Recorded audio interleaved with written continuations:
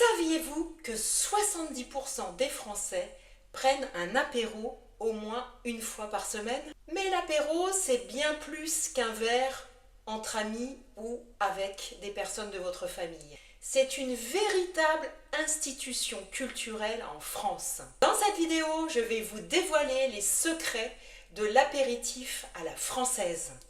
Faut-il apporter quelque chose? Qu'est-ce qu'on boit? Et surtout, de quoi parle-t-on? Restez avec moi pour découvrir comment l'apéro peut être votre clé pour vous intégrer et vous sentir chez vous en France. Alors on y va?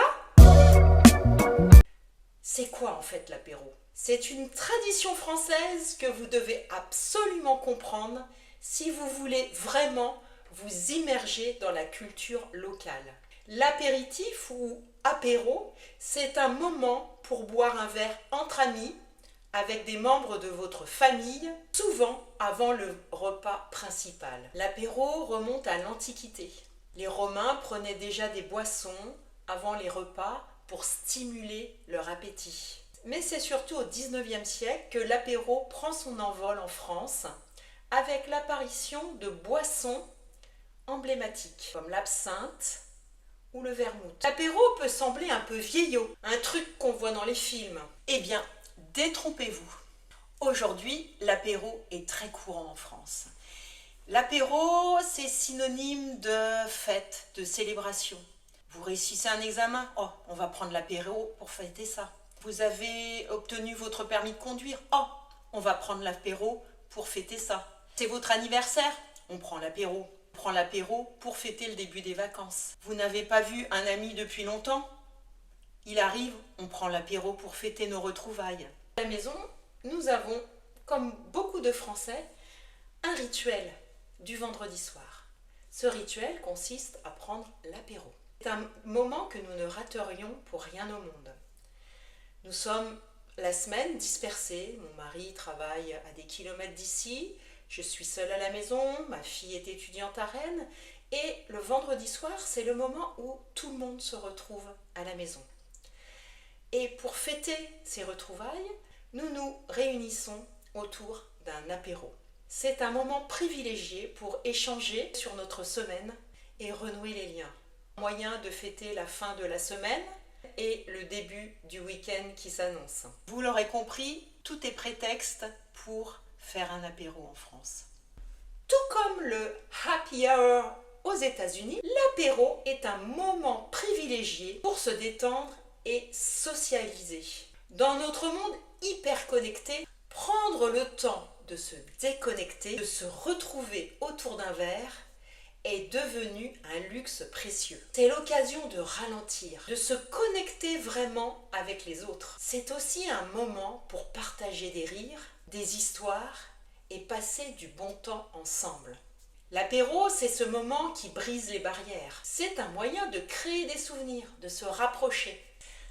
Avez-vous déjà vécu un moment où un simple verre se transforme en une soirée mémorable?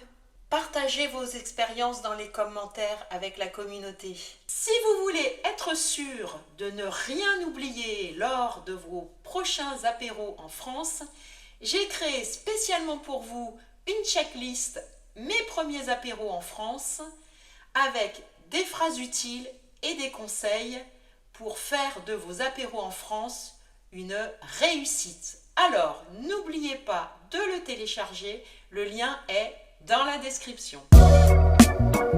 En général, l'apéro commence vers 18h, 19h après la journée de travail. On se retrouve dans un bar, sur une terrasse ou bien chez soi. Imaginez le doux parfum des olives, du fromage, le doux bruit des verres qui s'entrechoquent, le rire des amis, des collègues, des membres de la famille autour de vous. Et puis là, on prend son temps. Mais attention, on ne sait jamais quand cela s'arrête. Lorsque vous allez à un apéro, impossible de savoir à quelle heure vous allez rentrer chez vous. Tout dépendra du nombre de personnes invitées à cet apéro ou encore de l'ambiance que vous allez y trouver. Un apéro peut donc durer 1 heure, 2 heures, 3 heures ou même plus. Il m'est arrivé de partir pour un apéro qui avait lieu à 19h et de rentrer à la maison qu'à minuit. Alors vous allez me dire, effectivement à l'apéro on boit un verre. Mais alors qu'est-ce qu'on boit?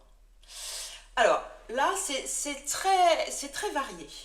Souvent en France l'apéro rime avec bière, vin. Les boissons varient surtout en fonction des goûts de chacun et des régions où l'on habite. Dans le sud de la France, l'apéro le plus populaire est sans aucun doute le pastis. En Bretagne, où j'habite, vous trouverez plus facilement un kir breton qui vous sera proposé à la carte des bars et des restaurants. Un kir breton, c'est du cidre avec une liqueur de fruits. À la maison, moi j'aime bien varier les apéritifs en fonction des saisons. Par exemple, en hiver, je préfère consommer un petit punch qui est un mélange de rhum blanc, de citron vert et de sucre de canne. Et à la belle saison, nous consommons plutôt à l'apéro des boissons plus fraîches comme des kirs avec du vin blanc et de la liqueur de cassis, ou alors un vin blanc pétillant avec liqueur de cassis, liqueur de pêche, voilà. Un rosé un peu fruité et sucré fera aussi très bien l'affaire pour un apéro à la belle saison. Vous l'aurez compris, à un apéro, on boit, mais on mange aussi. Alors, qu'est-ce qu'on mange à un apéro? Et là, il est important de distinguer deux types d'apéro. Il y a l'apéro simple et l'apéro que j'appellerais l'apéro dînatoire. Lors d'un apéro simple, vous allez manger le plus souvent des cacahuètes, des chips, des olives. Lors d'un apéritif dînatoire, ce que vous allez manger sera beaucoup plus varié et on va dire un petit peu plus élaboré. Vous pourrez trouver par exemple des tartes salées, des tartes sucrées, de la charcuterie, du fromage ou bien même des légumes. Des petits bâtonnets de légumes à tremper dans une sauce blanche à base de fromage blanc ou de crème fraîche, agrémentés de fines herbes comme la ciboulette, le basilic, le persil. Si vous êtes invité à un apéro en France, pensez à venir avec un petit quelque chose. N'arrivez jamais les mains vides. Cela peut être une bouteille, un paquet de biscuits salés, une tarte salée que vous avez réalisé vous-même, ou bien encore un petit bouquet de fleurs. N'oubliez pas de complimenter les personnes qui vous reçoivent. Lorsque vous organisez un apéro à la maison, pensez à créer une ambiance agréable. Un fond musical peut vous y aider. Mais surtout, pour garantir une bonne ambiance lors de votre apéro, évitez en France d'aborder certains sujets comme l'argent, la politique ou bien la religion. L'apéro est avant tout un moment de détente et de convivialité. Alors, préparez à l'avance les verres, les boissons ainsi que les gâteaux apéritifs. De cette façon, vous serez disponible dès le début de l'apéro. Voilà, vous savez tout maintenant sur l'art de l'apéro en France. Vous l'avez compris, l'apéro en France n'est pas seulement boire un verre ou manger, c'est surtout une vraie porte d'entrée dans la culture française. L'apéro, c'est le moment parfait pour créer du lien, pratiquer votre français et vous sentir mieux intégré. Partagez vos moments préférés, que ce soit une boisson découverte ou bien une conversation mémorable. J'ai hâte de vous lire.